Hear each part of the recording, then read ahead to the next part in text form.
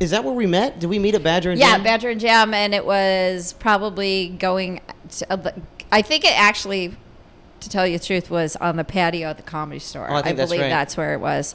So I'd gone to Badger Jams a bunch of times, and then, would see you guys on the patio, and then eventually, it's probably through Tom, because Tom is the biggest effing talker. He talks to anybody and anything. He knows everybody. He was probably chatting with me, and then you guys were next to him, and then he's like, "Do you guys know these?" And then so we've met a lot of people through Badger and through being at the store patio afterwards on Wednesday nights. That patio is magical. Yeah. Hey,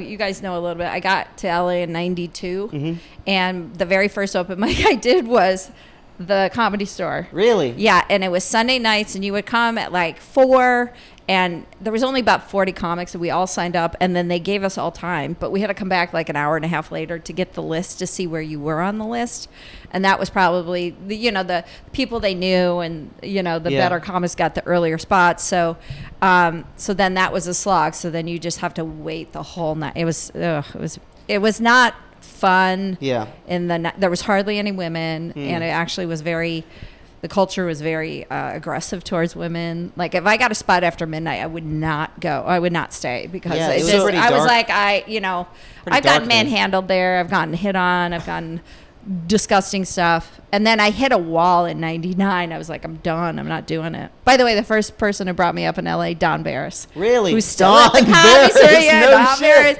And I was part of this group of people who hung out. Yeah. I'm surprised he hasn't given you guys all like a name. But we've talked to him a few times, Yeah, just yeah. in passing, and seen his late show. But so like we had a bunch of us that hung out, and so he called us the Fun Bunch. That's awesome. So to this day, he goes, "Hey, Wendy, Fun Buncher," like to this day. That's It's been awesome. 30 fucking years. He still calls me a Fun Buncher. Wow, dude. I think it's important to show your face around. Yeah. To just be in the Right. culture. The last time I saw Don Barris was we snuck into the Comedy Store, and we were walking down from the belly room, and we like peeked into the main room, and he was sitting like legs in front of the talking to like 12 people. Yeah, that's just his- going and killing and like doing excellent jokes. It was awesome. That's his jam. That's what he does. What he's been doing since that time, since the 90s. He would do the open mic the whole night, and then at the end, it would be him just talking to whoever's left over. That's awesome. So he just cultivated that. He's that cleanup man of the crew or story. something. Why does he like that late spot so much? Do you know? Because he doesn't have to do anything. Yeah. Like it's his show. show's over. He's the old man at the Comedy Store. He's got seniority, so he can do whatever he wants, and that's what he wants to do. He just wants to be in the moment. He wants to talk to people. He wants to like pick on them. He wants to like call them out. That's Don, but he's the sweetest guy in the world. That's the other thing. Yeah. There's other people who are part of the Comedy Store world that are fucking dicks, but Don is not one of them. Don is amazing. We're very new to the Comedy Store scene. Like we don't know that many people. We've only done their mics a few times. Yeah. But like we moved out here for that building. So we just want to be there as much as possible, and we're there every week. Right. You guys, people are getting to know you guys. That's what I was saying about that patio is magical. Like I've gotten gigs on that patio. Wow. I've gotten, even though I'm not part of the Comedy Store, gigs on the patio, other places. I've gotten apologies. People have apologies. People It's have better than a gig. people have professed their love and their lust. People have shown their true characters on that patio. It's a great that patio is insane. And I left in '99 because it got too dangerous. Yeah, what And happened then after you hit your breaking point? So I did 15 years. And 15 years of hard doing the stand-up. The breaking point at the Comedy Store, it got dangerous. There were shootings. That was in '99. Like 2000. Oh, I thought there was like a 2006 shooting or something. I'm sure like that. there's been more, but in '99 there was a couple in a row, and also the atmosphere was very like I was just like I don't feel great here as a woman. It got it was really kind of like nasty towards women, and I got in front of Mitzi once at the open mic, and What I was got that up. like? Well, I got up. It was packed. Yeah. She Nice. they had to help her in to sit down. Oh yeah. So she was super old towards the end. Brittle. Yeah. Yeah. Yeah. And I got off stage, and I just walked by her, not thinking she was going to say anything. She grabbed me with her witchy hands, you know, those like long witchy hands. Old people hands. She pulled me in and she goes, "You're filthy. You can't do that." And I go, "I'm okay, thank you." And I walked away because I was like, I was seeing Sam Kinison and Andrew Dice Clay and all these other disgusting pigs get up there and say the most raunchiest shit about women, and she's calling me out for talking about dicks. That's odd. Fuck off. That's so weird. Yeah, even though somebody was like, you know, the Matreon of comedy and stuff like that, she didn't know. She doesn't know everything. Was that your only interaction with her? Only interaction with her, and also I was like, I knew who I was. I just didn't know how to be myself on stage yet. So, but I knew what I was doing, like as far as who I was and what my comedy wanted to be. So I wasn't going to have her tell me not to do it, you know. That's nuts. Yeah, it is nuts. So, and like to this day, I'm more proud of myself for standing up for myself than like, you know, Than just her rejecting crumbling. me. Yeah. Because I was like, this is 100% sexism. Yeah. Because I was seeing so many other disgusting people get up there and talk the worst about women, and then I get up there and just am honest about sucking dick, and she's got a problem with it.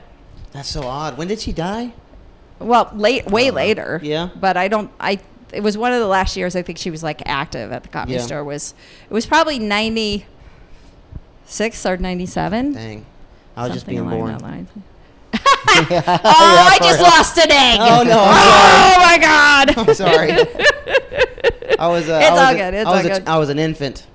You actually just. I just did my third set at the Comedy Store potluck, and you were there. It was great. Oh my God, it was fun. I felt really good about that set. You did great. I felt great. Yeah. He It was- also got a great position. He got 10th. So 10th, which out of 11? 12. 12. Packed out. Great set. Yeah. It felt great. I felt weird afterwards just because the host said a weird thing. I got off stage and everyone was clapping, and he got on stage and he was just like, "Word. Coming up next is blank."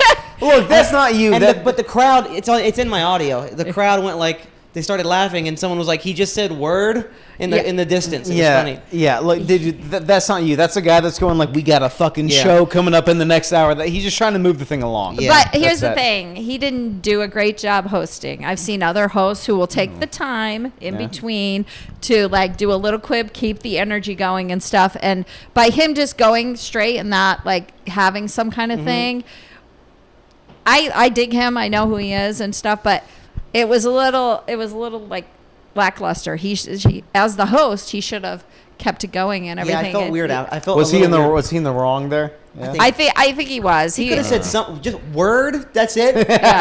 Word. After you killed, it's Yeah, just word. Word. Coming Yeah. up next is blank. I was like, oh, okay, well, whatever. But I felt great about that set. It was great. It was really solid. Thank you. And the biggest part was how comfortable you were on stage.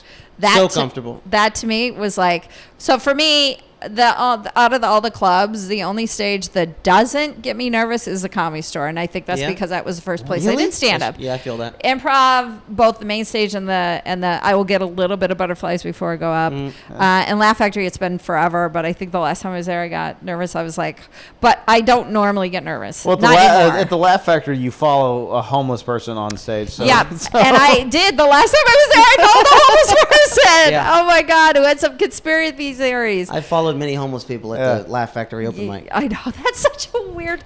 Okay, back in the day when I did the Laugh Factory, it was Tuesdays, same day as now, but you had to get there at 8 a.m. First 8 a.m. First 15 people on the list got the spots. You had to wait the whole day on the sidewalk. You could leave for an hour for food or whatever. You had to come back. It was on the honor system. And we all got to really know each other. And we were Yeah, I like, bet. we know what number you're. We know what number you're. We know what number you. Yeah. And then at 6, they would come out, Oh my sign you God, up. that's ridiculous. Then you go away and Getting come a back. sunburn for a spot at the fucking Yeah. Laugh Factory. For It what What the the was. hell? 3 I minutes? made some of my best friends on that sidewalk, but yes, it was an all day thing. Yeah, what a Oh, waste of man. time. Yeah, once COVID hit, I think that stopped, and then they changed it. But like, it was it was insane. And everybody would see us waiting out there. And I even got on a Canadian documentary because they had seen people waiting outside. Then they came by and they said, hey, do you guys want to be in this documentary about trying to make it in Hollywood as a comedian? I have the footage. It's great. That's awesome. So I have me in 1993, I think it is. Like, yeah. Is it on YouTube or something? Yeah. Maybe I got to look it up. I got to look up the name of it, but maybe it is. I don't know where I found it, but I have the footage. So it's pretty cool. It's like Wendy as a 24-year-old. We'll put it in the God. podcast. We'll put it right there. Okay.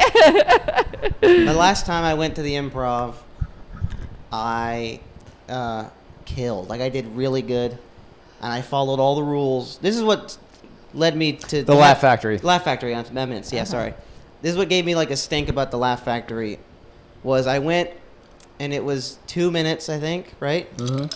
And the rules are you can't curse and don't run the light, obviously. I killed. I was doing really good, and I didn't curse. And so I get off stage, and then a few more people go on. Someone goes up there and just curses and runs the light, and then he gets the call back, and I didn't. So I was like, okay, well, I thought there were rules. Mm-hmm. I followed the rules. I guess, so what's the point of the rules? Right. So then I was like, okay, well, then I'm just going to go to the Improv. Yeah. And I haven't been back there since. Yeah. Just because I thought there were rules. Yeah. You know what I mean? Yeah, the Laugh Factory left a not funny feeling in my mouth the last time I was over there. I don't dig that place.